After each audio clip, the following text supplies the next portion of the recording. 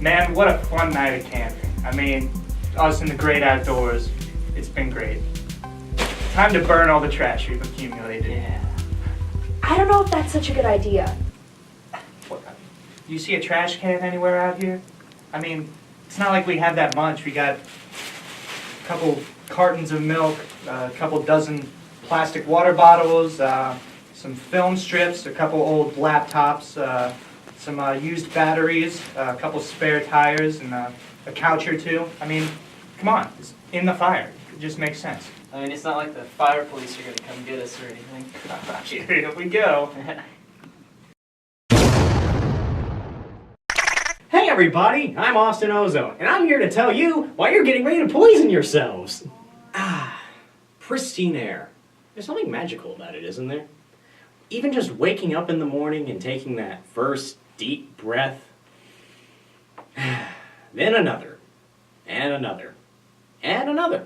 Because if you stop, you will literally die. Doesn't that feel great? We can't help but instinctively suck in air our entire lives. But with that in mind, don't you think we'd care a little bit more about it?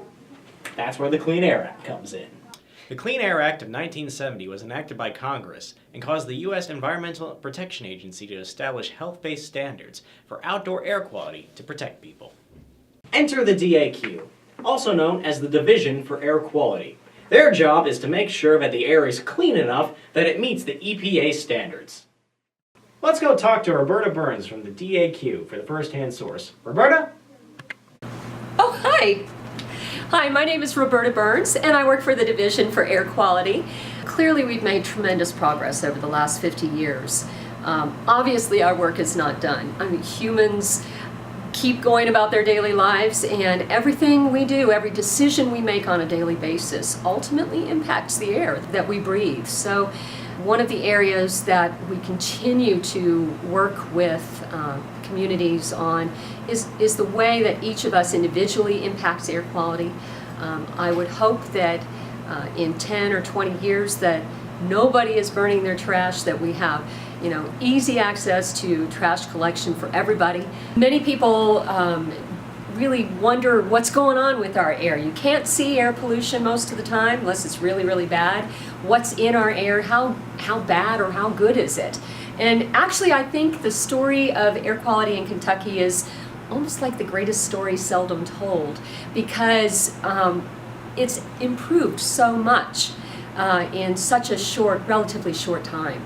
In the last 50 years, our pollution has decreased dramatically while our economy has grown. It's a really great story that we have to tell. Our air quality is better today, probably since the Industrial Revolution, and that's really saying something. That's right, the Kentucky Division for Air Quality is actually helping our air get cleaner. The division actually has stations placed all over the state. Let's take a look. So air monitoring is a big part of what we do. We can't prove that the air is clean without the data that we collect from our air monitoring network that's scattered across the Commonwealth.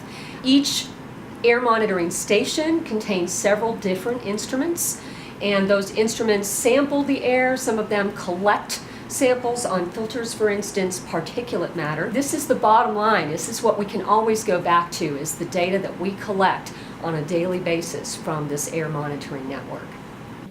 In fact, the Kentucky Division for Air Quality releases an annual report every year that's free and easy to read. Carbon monoxide can cause smog. Sulfur dioxide can cause acid rain. Both it and ground-level ozone can cause respiratory damage. And lead can cause brain damage and heart disease. As you can see, this stuff is not what you want going into your body. The EPA and state divisions for air quality are doing their parts to protect people. And now, it's your turn. I see all this is well and good, but how does it affect me, personally, the protagonist of reality? Well, let's just say, for instance, you burn some garbage. The pollutants from that garbage is going to be released up into the air, which then goes into the clouds, comes back down as rain, then goes into the grass, and let's say gets eaten by a cow. Where are you going with all this? Well, basically put, you're drinking garbage.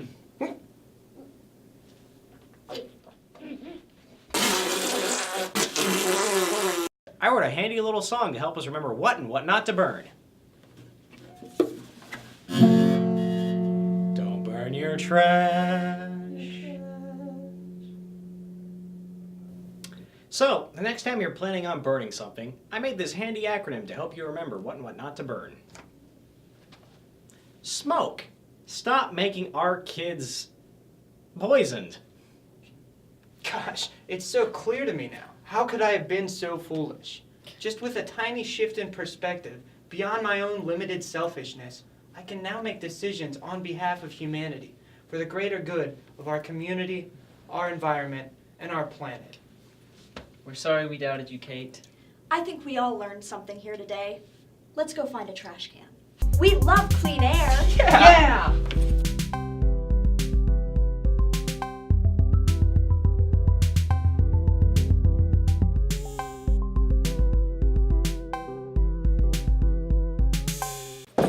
Yeah!